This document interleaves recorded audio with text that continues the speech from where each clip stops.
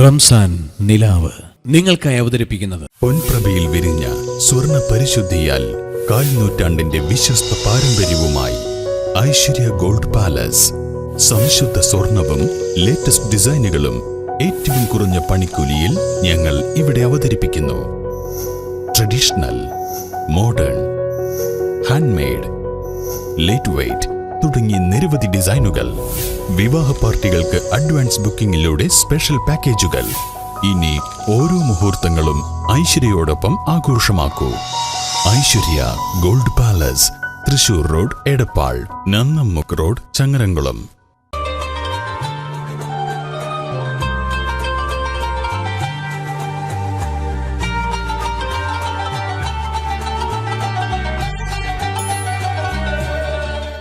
അസ്സലാമു അലൈക്കും വറഹ്മത്തുള്ളാഹി വബറകാതുഹു. ബിസ്മില്ലാഹിർ റഹ്മാനിർ റഹീം. അൽഹംദുലില്ലാഹി റബ്ബിൽ ആലമീൻ.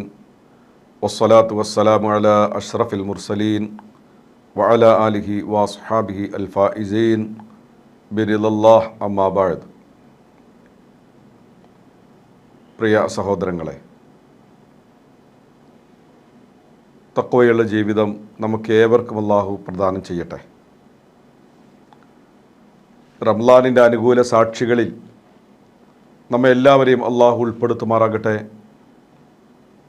റമളാൻ കേടായി സാക്ഷി നിൽക്കുന്ന നിർഭാഗ്യ സാധുക്കളിൽ നിന്ന്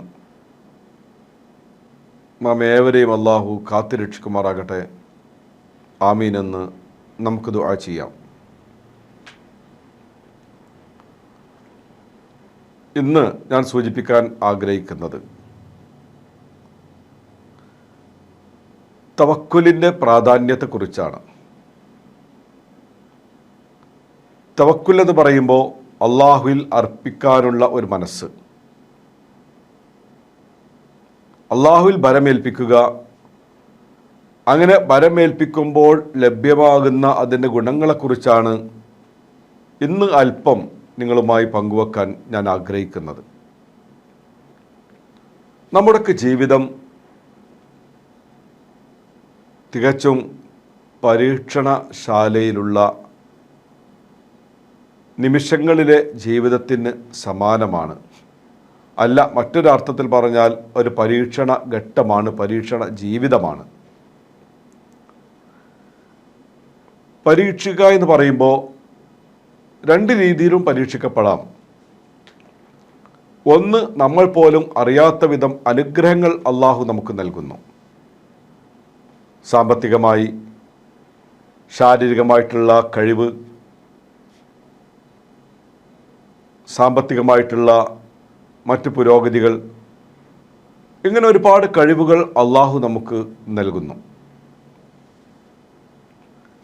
മറ്റൊരു തരത്തിൽ പരീക്ഷണമെന്ന് പറയുമ്പോൾ ഇതൊന്നുമില്ലാതെ ജീവിതത്തിൻ്റെ രണ്ടറ്റം കൂട്ടിമുട്ടിക്കാൻ കഴിയാതെ പ്രയാസപ്പെടുന്ന, സാമ്പത്തിക ശേഷിയില്ലാതെ വളരെയധികം നൊമ്പരപ്പെട്ടുകൊണ്ടിരിക്കുന്ന ആളുകളെ നമ്മൾ കാണുമ്പോൾ അതും ഒരു തരം പരീക്ഷണങ്ങളായി നമ്മൾ വിലയിരുത്തുന്നു, നമ്മൾ മനസ്സിലാക്കുന്നു. എന്നാൽ ഇവിടെ എവിടെയാണ് നമ്മൾ ഓരോ ആളുകളും നിൽക്കേണ്ടത് എന്ന ഒരു വിഷയമാണ് എനിക്ക് എൻ്റെ പ്രിയപ്പെട്ട സഹോദരങ്ങളുമായി പങ്കുവെക്കാനുള്ളത്. നമ്മളൊന്നിനും വ്യാകുലപ്പെടേണ്ടതില്ല. യഥാർത്ഥത്തിൽ നാളെയുടെ ജീവിത മാർഗങ്ങളെക്കുറിച്ച് എന്തിന് നമ്മൾ ആശങ്കപ്പെടണം? സാമ്പത്തികമായി അധ്വാനിച്ച് നാം എന്തിനാണ് പ്രയാസപ്പെടേണ്ടത്? നാളത്തെ നമ്മുടെ റിസ്ക്കിനെ കുറിച്ച് നമുക്ക് എന്ത് പറയാൻ കഴിയും? നമ്മുടെ അഹിലുകാരുടെ റിസ്ക്കിനെ കുറിച്ച് നമുക്ക് എന്ത് പറയാൻ കഴിയും? അപ്പം ഞാൻ പറഞ്ഞു വരുന്നത്, അങ്ങനെ ഒരു ആശങ്കപ്പെടേണ്ട ഒരു സാഹചര്യവുമില്ല. എന്നാൽ ആശങ്കപ്പെടാതെ വേണ്ടൊരു കാര്യം എല്ലാം അള്ളാഹുവിൽ അർപ്പിക്കാനുള്ള ഒരു മനസ്സുണ്ടാവുക എന്നതാണ്. അത് വളരെ പ്രധാനമാണ്. അത് വളരെ പ്രാധാന്യമർഹിക്കുന്ന ഒരു കാര്യമാണ്. സൃഷ്ടാവായ അള്ളാഹുവിൻ്റെ മേൽ ഭരമേൽപ്പിക്കാൻ നമുക്ക് കഴിഞ്ഞാൽ പിന്നീട് മനസ്സുകൾക്കൊക്കെ സമാധാനവുമാണ്. സാമ്പത്തികമായി നാളെ ഞാൻ പറഞ്ഞല്ലോ ആശങ്കപ്പെടേണ്ട എന്ന് പറയാനുള്ള കാര്യം എന്താണ്? മഹാനായ അഷ്റഫുൽ ഖൽഖ് ത്വാഹ റസൂലുള്ളാഹ് സ്വല്ലല്ലാഹു അലൈഹി വസല്ലം തങ്ങൾ പറഞ്ഞല്ലോ, നിങ്ങൾ വരമേൽപ്പിക്കുകയാണെങ്കിൽ ഹഖ്ഖ തവക്കുലി, അർപ്പിക്കേണ്ട വിധം അള്ളാഹുവിൽ വരമേൽപ്പിക്കേണ്ട രീതിയിൽ നിങ്ങൾക്ക് അള്ളാഹുവിൽ അർപ്പിക്കാൻ കഴിഞ്ഞാൽ ല റസഖക്കുമുല്ലാഹ്, നിങ്ങൾക്കുള്ള റിസ്ക് അള്ളാഹു നിങ്ങൾക്ക് തരും. കമാ യർസുഖു ത്വയ്ർ, അള്ളാഹു പക്ഷികൾക്ക് ഭക്ഷണം നൽകുന്നത് പോലെ. മനസ്സിലാക്കണം. വലൗ തതവക്കലൂന അലല്ലാഹ്, നിങ്ങൾ അള്ളാഹുവിൻ്റെ മേൽ ഭരമേൽക്കുകയാണെങ്കിൽ ഹഖ്ഖ തവക്കുലി, ഭരമേൽപ്പിക്കേണ്ട വിധം ആശങ്ക ഏതുമില്ലാതെ, ഒരാടിയിട്ടുള്ള നിർത്തല്ല, കിട്ടുമല്ലേ നടക്കുമല്ലേ നാളെ എന്താവും പറഞ്ഞാൽ തരുമല്ലേ, അങ്ങനെയല്ല. അതിൻ്റെ കൃത്യമായി റബ്ബിൽ അർപ്പിക്കാനുള്ള ഒരു മനസ്സ് നിങ്ങൾക്കുണ്ടെങ്കിൽ റസഖക്കുമുല്ലാഹ്, അള്ളാഹു നിങ്ങൾക്ക് തരും, അള്ളാഹ് തരും.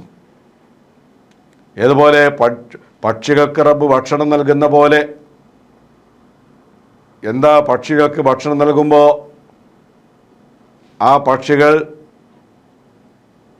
പ്രഭാതത്തിൽ അതിൻ്റെ കൂടുകളിൽ നിന്ന് പുറത്തേക്ക് ചിറകിട്ട് പറന്നു പോകുമ്പോൾ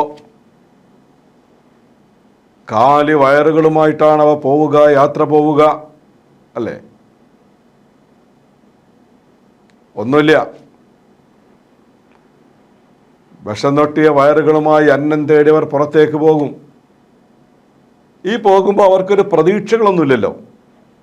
ഇന്നലെ എടുത്തു വെച്ച ധാന്യങ്ങൾ അവിടെയുണ്ട്, അതല്ലെങ്കിൽ സാമ്പത്തികം അവിടെയുണ്ട്, സുഭിക്ഷമായ ഭക്ഷണം കാത്തിരിക്കുകയാണ്. ഇങ്ങനെയുള്ള ഒരു പ്രതീക്ഷകളും അവരുടെ മുന്നിലില്ല. ആരും അവരെ ക്ഷണിച്ച് പോവുകയുമല്ല. ഇന്ന സ്ഥലത്തേക്ക് വാ, നിനക്കും നിൻ്റെ ആളുകൾക്കും വേണ്ടിയുള്ള ഭക്ഷണം ഞാൻ കാത്തുവച്ചിട്ടുണ്ട് എന്ന് പറഞ്ഞ് ആരും വിളിച്ചതുമല്ല. പിന്നെ അവർ പ്രഭാതത്തിൻ്റെ പൊൻകിരണങ്ങൾ ഇവിടെ പ്രകടമാകുമ്പോൾ ചിറകെട്ടൊടിച്ച് ശബ്ദങ്ങളുണ്ടാക്കി പുലർച്ചെ അവർ എവിടെ നിന്ന് പട്ടിണിയുള്ള കാല് വയറുമായി നിറയാത്ത ഒരു വിശപ്പിൻ്റെ വയറുകളുമായി അവർ പുറത്തു പോവുകയാണ്. പുണ്യ റസൂൽ പറഞ്ഞു അങ്ങനെ പോകുന്നു. പക്ഷേ വൈകുന്നേരം അവർ കൂടണയുമ്പോഴോ അവർ നല്ല സുഭിക്ഷമായി ഭക്ഷണം കഴിച്ച് വയർ നിറഞ്ഞവരായി അവർ ഈ കൂട്ടിനകത്തളങ്ങളിലേക്ക് കടന്നു വരികയും ചെയ്യുന്നു. ഇവിടെ നിന്ന് മാത്രം ചിന്തിച്ച് നോക്ക്. കരുണക്കടലായ അല്ലാഹ് എന്ന് പറയുന്ന സർവാധിപനായ തമ്പുരാനിൻ്റെ സൃഷ്ടി വൈഭവത്തെക്കുറിച്ചും ആ സൃഷ്ടികളോടുള്ള അള്ളാഹുവിൻ്റെ കാരുണ്യത്തെക്കുറിച്ചും ചരാചരങ്ങളെ സംരക്ഷിക്കുന്ന സൃഷ്ടാവായ അള്ളാഹുവിൻ്റെ ആ വലിയ കുതിരത്തിനെക്കുറിച്ചും നമ്മളിവിടെ ചിന്തിക്കണം. ഒരു വേള ചിന്തിച്ചോ, ആരാണ് ഇവർക്ക് ഭക്ഷണം നൽകിയത്? ഇവർ ഒരിക്കലും ഒരു പ്രതീക്ഷയോടെ പോയതല്ല. അവർ കാത്തിരിപ്പിൻ്റെ ഭാഗമായിട്ടുള്ള യാത്ര പോയതുമല്ല. സാധാരണഗതിയിൽ അള്ളാഹുവിൽ വരവേൽപ്പിച്ച് അവർ പുറത്തേക്ക് പോകുന്നു. അവർക്ക് വേണ്ട വിഭവങ്ങൾ അള്ളാഹു ഒരുക്കി എവിടെയോ അതിലേക്ക് അവരെ എത്തിച്ച് അവർ തിരിച്ചു പോകുമ്പോൾ അവരെ കാത്തിരിക്കുന്ന അവരുടെ കുഞ്ഞുങ്ങൾക്കുള്ള ഭക്ഷണങ്ങളുമായി അവർ നേരെ കൂട്ടിലേക്ക് തിരിച്ചെത്തുമ്പോൾ അള്ളാഹുവേ നീ എത്ര ശക്തനാണ്, നീ എത്ര അത്യുന്നതനാണ്, നീ എത്ര സർവാധിപനും സർവശക്തിയുമുള്ള സർവേശ്വരനാണ് തമ്പുരാനെ, നിനക്കരായ സ്തുതികൾ അർപ്പിക്കുകയാണ്. എന്ത് വേണം? ഈ തവക്കുലിനൊരു ശക്തി വേണം.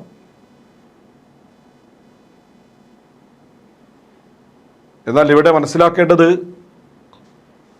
ഒരു ജോലിക്കും പോകാതെ എല്ലാം അള്ളാഹു തരുമെന്ന് കരുതി മൂലയിൽ ചടച്ചിരിക്കുന്നൊരു പ്രവണത, അതിനല്ല ഈ തവക്കുൽ എന്ന് പറയുന്നത്. അതിന് മറ്റൊരു പേരാണ്. ജോലിക്ക് പോകാതെ ഞാൻ എല്ലാം അള്ളാഹുവിൽ അർപ്പിക്കുന്നു എന്ന് പറഞ്ഞ ഒരാൾ ഇരുന്നാൽ അധികരണത്തിൽ പെടുന്ന കാര്യമല്ല. മറിച്ച് അള്ളാഹു തരുന്ന കഴിവുകൾ ഉപയോഗപ്പെടുത്തി അള്ളാഹു തന്ന ഔദാര്യങ്ങൾ ജീവിതത്തിൻ്റെ ഭാഗമാക്കി ആ രീതിയിൽ നമ്മൾ അള്ളാഹുവിൽ അർപ്പിച്ചുകൊണ്ടുള്ള ഒരു കാത്തിരിപ്പിനാണ്, പ്രയത്നങ്ങൾക്കാണ് തവക്കുല് എന്ന് പറയുക. വഅലാ റബ്ബിഹിം യതവക്കലൂൻ, എല്ലാം അള്ളാഹുവിൽ വരമേൽപ്പിക്കുക. നമ്മുടെ പിതാക്കന്മാർ, നമ്മുടെ പൂർവികർ ആശങ്കപ്പെട്ട് കാണുമല്ലോ, അള്ളാഹു ഞങ്ങളില്ലാത്തൊരു കാലഘട്ടത്തിൽ ഞങ്ങളുടെ മക്കൾ ആരവരെ സംരക്ഷിക്കും, അവരുടെ ഈമാൻ ആര് കാക്കും, അവരുടെ അവസ്ഥ എന്താകും? തീർച്ചയായും അവർ ആശങ്കപ്പെട്ട് കാണും. നമ്മൾ നോക്കൂ, അള്ളാഹുവിൻ്റെ അനുഗ്രഹത്തോടെ നമ്മൾ ജീവിക്കുന്നില്ലേ? നമ്മളിവിടെ കഴിഞ്ഞുകൂടുന്നില്ലേ? നമുക്ക് ഭക്ഷണം കിട്ടുന്നില്ലേ? നമുക്കും പാർപ്പിടം അള്ളാഹു നമുക്കൊരുക്കി, അതെല്ലാം നമുക്ക് ലഭ്യമാകുന്നു. എല്ലാം അള്ളാഹു ഒരു തരത്തിലൂടെ നമുക്ക് നൽകുന്നു. എന്നാൽ ഇവിടെ നമ്മൾ ആശങ്കപ്പെടുന്നു, ഞാൻ പോയാൽ എൻ്റെ മക്കളുടെ കാര്യം എന്താകും? ഞാൻ പ്രതിനിധീകരിക്കുന്ന സംവിധാനങ്ങളൊക്കെ ആര് നോക്കി നടത്തും? അവ എന്നേക്കുമായി കൈവിട്ടു പോകുമോ? ഇവിടെ ആ ഒരു ആശങ്കക്കും അടിസ്ഥാനമില്ല. അള്ളാഹുവിൽ അർപ്പിക്കും. എല്ലാം അള്ളാഹുവിൽ. ഈ സമയം വരെ, ഈ സമാൻ വരെ എനിക്ക് സംഭവിച്ചത് അള്ളാഹുവെ നിന്റെ മാർഗത്തിൽ ഞാൻ സമർപ്പിച്ചിട്ടുണ്ട്. എല്ലാം അള്ളാഹുവിൽ ഞാൻ അർപ്പിക്കാൻ അതിനോടൊരു മനസ്സെനിക്കുണ്ട് എന്ന ബോധ്യം, ആ ബോധ്യത്തിലാണ് ഈ തവക്കുലുണ്ടാവുക. അങ്ങനെ വരുമ്പോൾ മരണങ്ങളെക്കുറിച്ച് നമ്മൾ ആശങ്കപ്പെടേണ്ടതില്ല. സാമ്പത്തിക സാഹചര്യങ്ങൾ പിറകോട്ട് പോകുമ്പോൾ നമ്മൾ ആശങ്കപ്പെടേണ്ടതില്ല.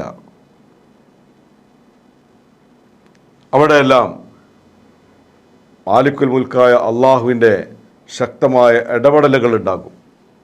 അതുകൊണ്ടെല്ലാം അള്ളാഹുവിൽ അർപ്പിക്കാനുള്ള ഒരു മനസ്സാണ് പ്രിയ സഹോദരങ്ങളെ നമുക്ക് വേണ്ടത്. ബദറിൽ നമ്മളത് കണ്ടില്ലേ? ഏകദേശം 1000 എത്തി നിൽക്കുന്ന ശത്രുക്കൾ,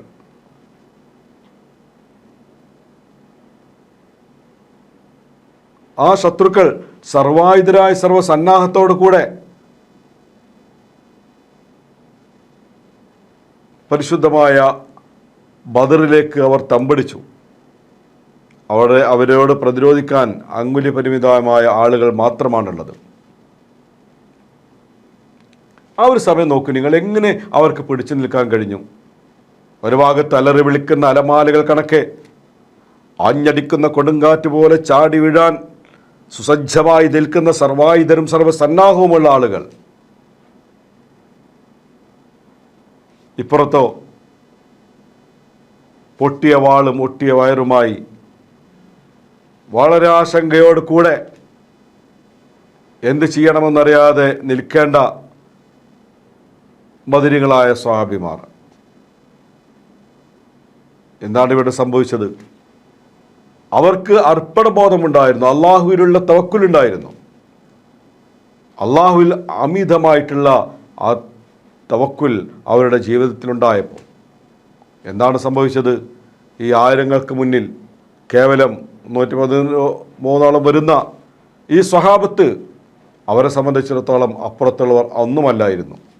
അള്ളാഹുവിൽ അർപ്പിക്കാനുള്ള മനസ്സവർക്കുണ്ടായപ്പോൾ, ഞങ്ങളെ മരണം ഞങ്ങൾക്ക് വിഷയമല്ല, എല്ലാം അള്ളാഹുവിൽ അർപ്പിക്കുന്നു. അതുകൊണ്ട് ആ ഒരു മനസ്സ് വിശ്വാസികളായ ആളുകൾക്കുണ്ടാകൽ അനിവാര്യമാണ്. അങ്ങനെ വരുമ്പോൾ മരണം കൂടെ ഉണ്ടാകുമല്ലോ. നമ്മൾ ഉറ്റവരും ഉടയവരും നമ്മളിവിടെ പറയും, നമ്മളിവിടെ പറയും, എല്ലാവരും ഇവിടെ പറയും. അങ്ങനെ യാത്ര പോകേണ്ട ഒരു ഘട്ടത്തിൽ പ്രിയ സഹോദരങ്ങളെ, നമ്മൾ ഉറ്റവർ യാത്ര പോകുമ്പോൾ നമുക്ക് സഹിക്കാൻ കഴിയാതെ വരും. നമ്മുടെ കൂട്ടത്തിൽ അത് അനുഭവിച്ച ആളുകൾ ഉണ്ടാകുമല്ലോ. വേണ്ടപ്പെട്ട ആളുകൾ വിട പറയുമ്പോൾ ഉൾക്കൊള്ളാൻ കഴിയാതെ മനസ്സാകെ നൊമ്പരപ്പെടും, വല്ലാതെ സങ്കടപ്പെടും. ആ സമയത്തും മറ്റുള്ള ആളുകൾ യഥാർത്ഥത്തിൽ മനസ്സിലാക്കേണ്ടത്, അള്ളാഹുവിൽ അർപ്പിക്കാനുള്ള ഒരു മനസ്സ് അവൻക്കുണ്ടെങ്കിൽ, പ്രിയ സഹോദരങ്ങളെ, ഇവിടെ നന്മകളുണ്ടാകും, ഇവിടെ തിന്മകളുണ്ടാകും. ഒരുപാട് നേട്ടങ്ങൾ ഒരുപക്ഷെ നമുക്കുണ്ടായേക്കാം. ഒന്നുമില്ലാതെ പ്രയാസത്തിൻ്റെ അങ്ങേയറ്റം നമ്മൾ കാണേണ്ടി വന്നേക്കാം. അപ്പോൾ ഈ ഒരു സാഹചര്യത്തിൽ എല്ലാം അള്ളാഹുവിൽ അർപ്പിക്കാനുള്ള മനസ്സിൻ്റെ ഉടമകളാകാൻ എന്നെ ശ്രമിക്കുന്ന എൻ്റെ പ്രിയപ്പെട്ട സഹോദരങ്ങളെ നമുക്കൊക്കെ കഴിയേണ്ടതുണ്ട്. അവിടെ മാത്രമേ നമുക്ക് ശാശ്വതമായ വിജയമുള്ളൂ. അള്ളാഹുവിനെ മുത്തഖീങ്ങളിൽ നമ്മൾ ഉൾപ്പെടുത്തുമാറാകട്ടെ. ആമീൻ എന്ന പ്രാർത്ഥനയോടെ തൽക്കാലം ഞാൻ ഇവിടെ ചോദിക്കുന്നു. വാഹിർ ദഅവത്തി അൽഹംദുലില്ലാഹ്. അസ്സലാമു അലൈക്കും വറഹ്മത്തുള്ളാഹി വബറകാതുഹു.